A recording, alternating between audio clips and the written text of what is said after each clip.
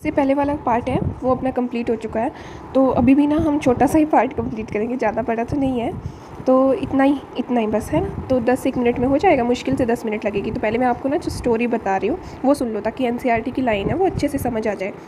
तो इसके अंदर पहले आपको क्या याद रखना है कि आपको ना डीएनए का रेप्लिकेशन करवाना है। उसके लिए आपको क्या करना होगा, डीएनए का रेप्लिकेशन करवाना है तो आपको कोई डीएनए रेप्लिकेशन करवाने वाला एंजाइम चाहिए होगा, मतलब एंजाइम चाहिए होगा। तो वो क्या होगा, डीएनए डिपेंडेंट डीएनए पॉलीमरेज। दूसरा, उस डीएनए को खोलना है, ठीक है, तो उसके लिए आपको कोई एंजाइम चाहिए होगा। उसके लिए आएगा डीएनए हेलिकेज। हेलिकेज क्या करेगा, हाइड्रोजन बॉन्ड को तोड़ेगा और डीएनए को ओपन कर देगा, ठीक है। 2 चीज़ें ध्यान रख ली। फिर आपको दूसरा एक और क्या ध्यान रखना है, डीएनटीपी। ये क्या करता है, ये एक एज ए सबस्ट्रेट भी काम करता है और एनर्जी भी प्रोवाइड करता है, ठीक है। डीएनए डिपेंडेंट फॉस्फेट यहाँ पे क्या करेगा, ये 2 फॉस्फेट देगा जो एनर्जी प्रोवाइड करेगा, और डाई न्यूक्लियोटाइड्स देगा जो कि आगे जाके जो डीएनए पॉलीमरेज एंजाइम है वो न्यूक्लियोटाइड आगे जाके जोड़ता रहेगा। तो ये 2-4 चीज़ें हैं, ये ध्यान रख ली।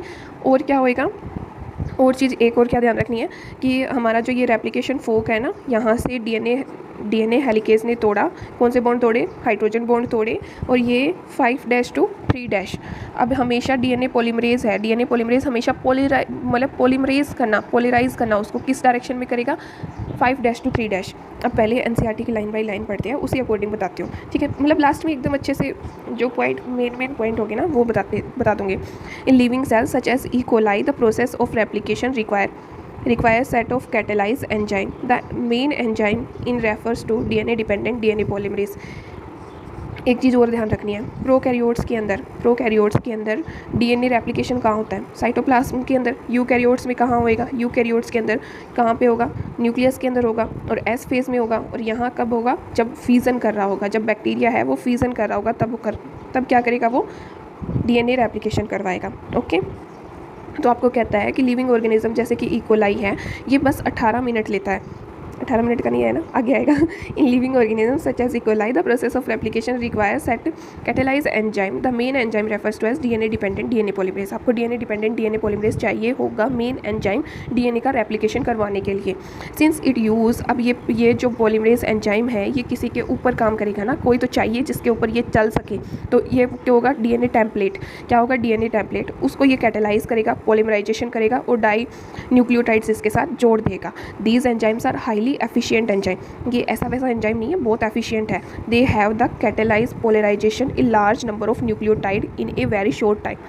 बहुत ही कम टाइम के अंदर ये एक साथ बहुत सारे न्यूक्लियोटाइड जोड़ देगा, लगा देगा। जैसे कि ई कोलाई है, उसके अंदर टोटल बेस पेयर कितने हैं, 4.6 × 10⁻6 बेस पेयर है, ठीक है। और ह्यूमन के अंदर 6.6 × 10⁻9 बेस पेयर है।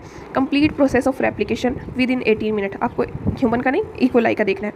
ई कोलाई में कितने मिनट में हो जाता है, 18 मिनट में रेप्लिकेशन पूरा ही हो जाता है, ठीक है। एवरेज रेट ऑफ पॉलीमराइजेशन, अगर इसका एवरेज रेट देखें ना तो ये 2000 बेस पेयर हर एक सेकंड में जोड़ देता है। 2000 बेस पेयर कोई छोटी मोटी बात नहीं है। और दूसरा, आपको ये भी ध्यान रखना है कि प्रोकैरियोट्स में रेप्लिकेशन है वो फास्ट होता है, यूकैरियोट्स में थोड़ा स्लो होता है एज़ कम्पेयर टू प्रोकैरियोट्स, ठीक है।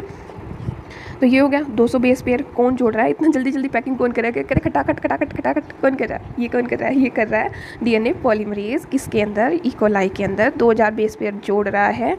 और हर एक सेकंड में, जैसे हम हर एक सेकंड में एक वर्ड बोलना मुश्किल हो जाता है अपने लिए, ये बोल रहा है मैं तो 2000 बेस पेयर यूँ सूर से टक जोड़ दूंगा, ठीक है, ओके। इतना ध्यान हो गया, ये हो गया डीएनए पॉलीमरेज हो गया। किस पे काम करेगा, किस पे चलेगा, डीएनए टेम्पलेट पे, ठीक है। उसके बाद में आता है, not only these polymerase have to be fast but also have catalyse the reaction with in high degree of accuracy. ऐसा नहीं है कि जल्दबाजी में काम ये बिगाड़ देता है, बहुत एक्यूरेसी से काम करता है। Any mistake during replication would result in mutation. अगर कोई भी रेप्लिकेशन के दौरान कोई भी चेंजेस आ जाता है, कोई गलती हो जाती है तो म्यूटेशन हो जाएगा। रेप्लिकेशन में मिस्टेक से क्या हो जाता है, म्यूटेशन हो जाता है। मार मत देना। The further more energetically replication is very expensive process. अगर ये ना एनर्जेटिकली, मतलब बहुत ज़्यादा एनर्जी चाहिए, मतलब आपको रेप्लिकेशन करवाना आपका मेन काम है। आपको कोई भी सेल बनानी है, किसी के अंदर कोई भी पूरा एक बड़ा ह्यूमन खड़ा कर देना है, कोई या इकोलाई पूरा का पूरा एक ऑर्गेनिज्म खड़ा कर दिया, वो बेस तो किस पे होता है, डीएनए पे ही बेसिस होता है ना उनका। मतलब वो डिपेंड तो डीएनए पे करता है ना कि डीएनए क्या इन्फॉर्मेशन ला रहा है, उससे क्या प्रोटीन बनेगी, फिर उस प्रोटीन से क्या अपना मतलब क्या फिजियोकेमिकल चेंजेस आएगी, क्या फिजिकली अपने को क्या चेंजेस देखने को मिलेंगे, वो तो डीएनए पे डिपेंड है। तो ये बहुत ज़्यादा ही एनर्जी वाला प्रोसेस है। क्या है? एनर्जी रिक्वायरिंग प्रोसेस है। तो ये जो deoxynucleotides triphosphate, deoxynucleotide triphosphate क्या है? DNTP। क्या है? DNTP, deoxyribonucleoside triphosphate serve as dual purpose, दो काम करता है। Addition to acting substrate, substrate देता है। सबस्ट्रेट क्या देता है अपने को? ये न्यूक्लियोटाइड देता है। क्या देता है? न्यूक्लियोटाइड देता है।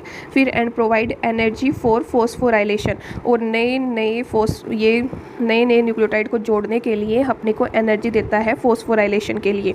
ठीक है। उसके बाद में कहता है कि the two terminal phosphate in deoxynucleoside triphosphate are high energy phosphate same as an in ATP। In case of ATP के अंदर जितना एनर्जी होता है उतना ही हमारा इसके फॉस्फेट से आता है, उतनी एनर्जी आता है। तो आपको ना सबसे पहले तो एक तो था DNA पॉलीमरेज। DNA पॉलीमरेज क्या करता था? एक चाहिए था DNA पॉलीमरेज एंजाइम जो कि इनको जोड़ रहा था। अब इनको जोड़ने के लिए ये भी तो चाहिए ना, तो ये कौन दे रहा था? DNTP। क्या दे रहा था? DNTP। ये हमें ये जो न्यूक्लियोटाइड है ये दे रहा था। अब इन न्यूक्लियोटाइड को ऐसे थोड़ी छोड़ सकते हो, इनको जोड़ना भी है, तो उनके लिए एनर्जी भी कौन दे रहा था? DNTP दे रहा था। ठीक है। कौन दे रहा था? DNTP दे रहा था। एनर्जी भी यही दे रहा है, न्यूक्लियोटाइड भी यही दे रहा है, और DNA पॉलीमरेज क्या कर रहा है? इनको इकट्ठा पॉलीमराइजेशन कर रहा है। इनको पॉलीमराइजेशन कर रहा है, आगे इनको छोटे ये माला बनाया जा रहा है, उनको जोड़ता जा रहा है। ओके।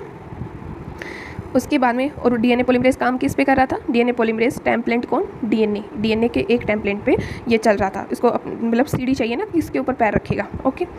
फिर और ये जो DNTP है ना अपना, कौन? डीऑक्सीराइबो न्यूक्लियोसाइड ट्राईफॉस्फेट, ये अपना इसके पास क्या है? एक तो न्यूक्लियोसाइड है और दूसरा 2 फॉस्फेट है। 2 फॉस्फेट है, ध्यान रखना 2 फॉस्फेट है। ये यहाँ पे दे रखा है ना, कहाँ गया? Dual purpose in the acting of template provide energy for the polymerisation. ये triphosphate high energy as phosphate सेमिंग, ध्यान रख लेना 2 फॉस्फेट होते हैं इसके अंदर। डाईफॉस्फेट लिखा हुआ था, ट्राईफॉस्फेट नहीं, 2 नहीं, ट्राईफॉस्फेट है, 3 फॉस्फेट है। 3 फॉस्फेट हो जाएगा। उसके बाद में हो जाएगा, रुको, हाँ अब बताती हूँ मैं खुद। जैसे कि ये, अरे हाँ, कि जैसे एक न्यूक्लियोसाइड, इसके पास क्या है? न्यूक्लियोसाइड है और ट्राईफॉस्फेट है, जिसमें से ये क्या करेगा? एक न्यूक्लियोटाइड तो उसे पॉलीमराइजेशन के लिए चाहिए होगा, तो ये क्या करेगा? एक न्यूक्लियोटाइड प्लस 2 फॉस्फेट। इन 2 फॉस्फेट को तो एनर्जी की तरह यूज़ कर लेगा और इसको इस माला के अंदर यूज़ कर लेगा। ओके, ऐसे ध्यान रखना। मैं 2 फॉस्फेट बोले जा रही थी और सही से बताया नहीं, तो कन्फ्यूज़न मत करना। ओके, अब तो याद हो गया ना। उसके बाद में होता है कि in addition DNA dependent DNA polymerase many additional enzyme are required to complete the process of replication with high degree of accuracy. एक और एंजाइम कौन सा बताया था मैंने? DNA हेलिकेज बताया था ना। DNA हेलिकेज जो क्या करेगा? इसके हाइड्रोजन बॉन्ड को तोड़ेगा। DNA हेलिकेज हो गया, DNA पॉलीमरेज हो गया।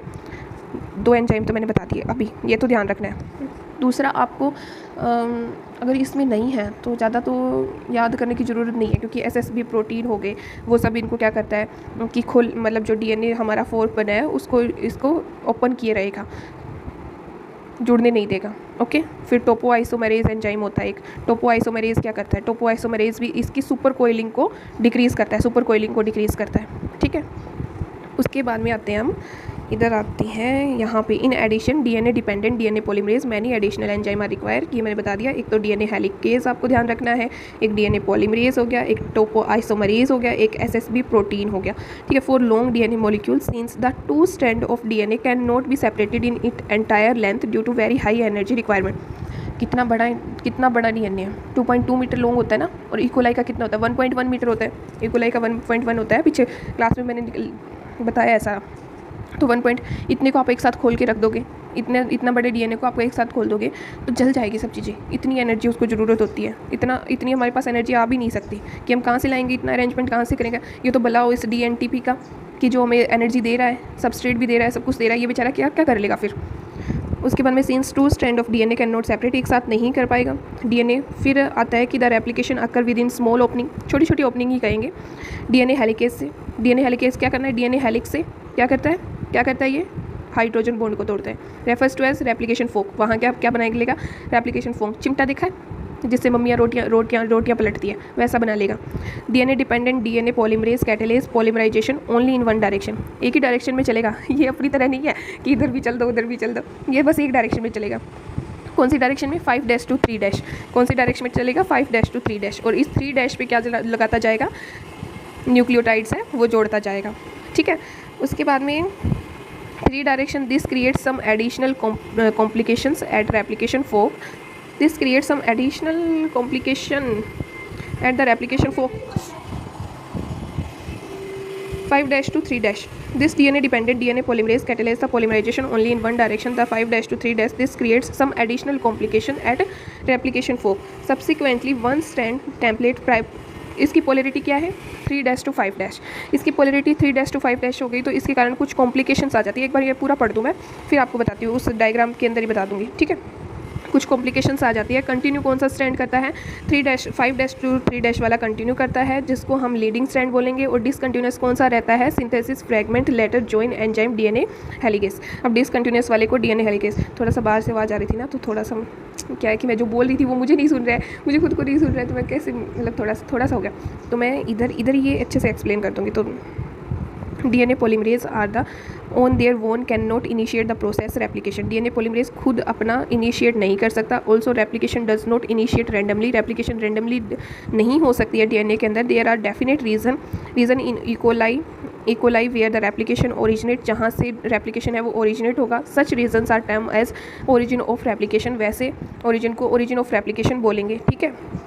इस डायग्राम में मैं अच्छे से बता दूंगी, अभी थोड़ा सा सुन लो ये जो मैं बोल रही हूँ थोड़ा सा, ठीक है। Because of the requirement of the origin replication that piece DNA is needed to be propagation during the recombination DNA proceed require a vector, उसको एक वेक्टर चाहिए होगा। The vector provide the origin of replication. Further, not every detail of replication understood well in eukaryotes. Replication takes place in S phase, ये जो मैंने बता दिया। Cell cycle के अंदर replication DNA, the cell division cycle should be highly coordinated होनी चाहिए। A failure in cell division after DNA replication results into polyploidy।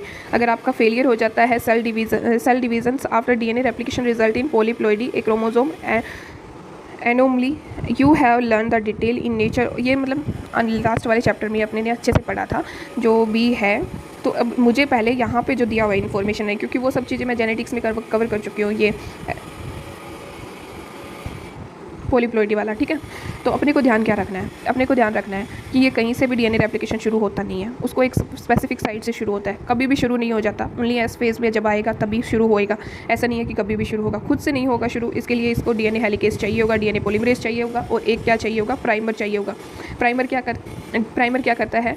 RNA ये क्या करेगा? एक प्राइमर चाहिए होगा, ठीक है। तो ये प्राइमर हम यहाँ पे ये क्या करेगा? यहाँ पे ये जो रेप्लिकेशन फोक है अपने पास, ये रेप्लिकेशन फोक है, यहाँ पे ये हमेशा पॉलीमराइज किस डायरेक्शन में क्या करता है? 5' टू DNA पॉलीमरेज हमेशा पॉलीमराइजेशन किस डायरेक्शन में करता है? 5' टू 3'। क्या DNA पॉलीमरेज डायरेक्ट लग के यहाँ पे पॉलीमराइजेशन कर देगा? नहीं, उसको RNA प्राइमर चाहिए होगा, है ना, इसको चाहिए होगा, मतलब उसी की हेल्प से ये आगे पॉलीमराइजेशन करवाएगा, उसके बिना ये नहीं कर सकता, ठीक है। तो एक स्टैंड तो हमारा ऐसे हो गया कि जहाँ पे कंटिन्यूसली पॉलीमराइजेशन हो रही है, एक स्टैंड ऐसा हो गया जहाँ पे नहीं हो रही है। तो ये तो हो गया हमारा कंटिन्यूस वाला। कंटिन्यूस वाले का टेम्पलेट क्या है? कंटिन्यूस वाले का टेम्पलेट है 3' टू 5'। इसी कारण उस पे यहाँ पे 5' टू 3' पे पॉलीमराइजेशन हो पा रही है, ठीक है।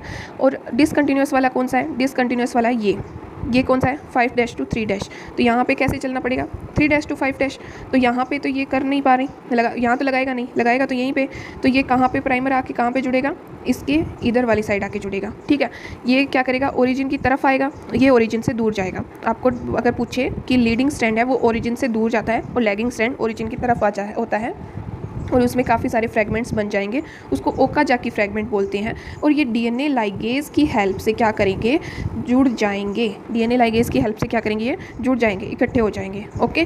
तो इतना ध्यान रखना है, ये सब चीज़ें।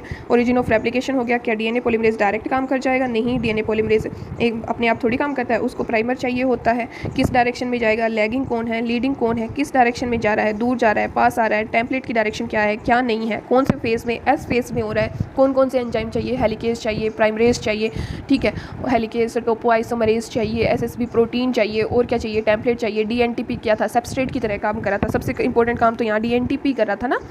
तो आई थिंक मैंने इतना सारा क्लियर कर दिया है इसमें जितना भी पॉइंट्स था। आज थोड़ा सा डिस्टर्बेंस हुआ है, बट ठीक है, मैंने पॉइंट तो नहीं यहाँ पे DNTP का ध्यान रखना था, मतलब पॉइंट एक भी नहीं छोड़ा है। तो नेक्स्ट वाली वीडियो में अपन ये जो ट्रांसक्रिप्शन वाला है ये कंप्लीट करेंगे। ऐसे छोटे छोटे पार्ट्स आते रहेंगे, छुटके से, है ना, तो कंप्लीट होता रहेगा इसी के साथ। ठीक है, ओके, बाय।